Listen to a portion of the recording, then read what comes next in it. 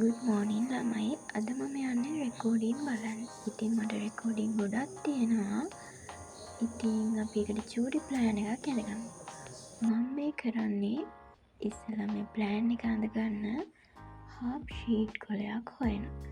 ඉතින් half sheet කොලයක් අරගෙන මම දැන් මේ ප්ලෑන් එක ගහගන්නවා. ප්ලෑන් එකක් කියවට මේක මහා ගොඩක් ලොකු ප්ලෑන් එකක් නෙවෙයි ළමයි.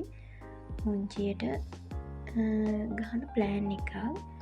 මේක පාඩම් බලන්න තියෙන්නේ කියන අපි රෙකෝඩින් බලන්න තියෙන පාඩමයි. ඒ රෙකෝඩින් ටිකයි මම මේ කොලේක ලියා ගන්න. මොකද එහෙම ලියලා තිබ්බම අපිට පොඩි අවබෝධයක් එනවා. මම තව මෙච්චර බලන්න ඕනි. මම වැඩ කරන්න ඕනි. ඉතින් එතකොට අපි බලන ඉවර වෙන රෙකෝඩින් එකට ටික් එකක් දාගත්තම අපිට ඒක ආයෙ පැටලෙන්නේ නැහැ.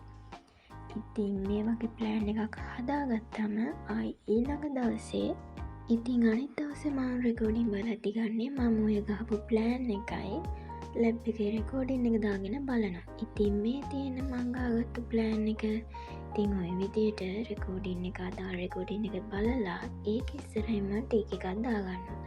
ඉතින් එතකොට අපිට ආයෙ බලන්න තියෙන ප්‍රමාණය අඩු වෙනවා. මොකද සමහර අයට පැටලෙනවනේ.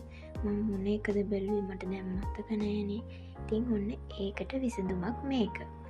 ඉතින් එහෙම කරලා ඉවර වෙලා ඔන්න මම මේ භූගෝලයේ ක්ලාස් එකේ පොත්පත් ටික තමයි අදින්නේ. ඉතින් ළමයි මම ඉස්සර පළවෙනි පාඩම් කිහිපයකම රෙකෝඩින් බැලුවා. ඉතින් ඒ ටිකට තමයි මම මේ ටිකක් දාගෙන යන්නේ. මොකද ඒක කම්ප්ලීට් කරගන්න එපයි. ඉතින් මේ ටිකට මම ඔය වගේ හරියක් දාගෙන ගිහින් ඉවර වෙලා ඔය විදියට ප්ලෑන් එකක් ඉවර කරගත්තා. ඉතින් ඔයාලට රෙකෝඩින් බලන්න තියෙනවා නම් මෙන්න මේ වගේ හබ් ෂීට් කොලයක් අරගෙන මෙන්න මේ විදියට කරගන්න ළමයි. ඔය වගේ ලියලා ඔය වගේ ප්ලෑන් එකක් ඇඳගන්න. ඒක ඔයාලට ප්‍රයෝජනවත් වෙයි රෙකෝඩින් බලද්දි. අනික රෙකෝඩින් බලද්දි ඔයා පොඩ්ඩක් ස්පීඩ් එක වැඩි කරලා බලන්න.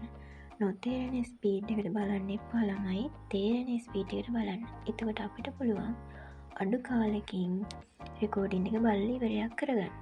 ඉතින් අදට ගිහින් එන්නම්. ආයෙ පස්සේ දවසකින් හම්බෙමු. Thank you for watching.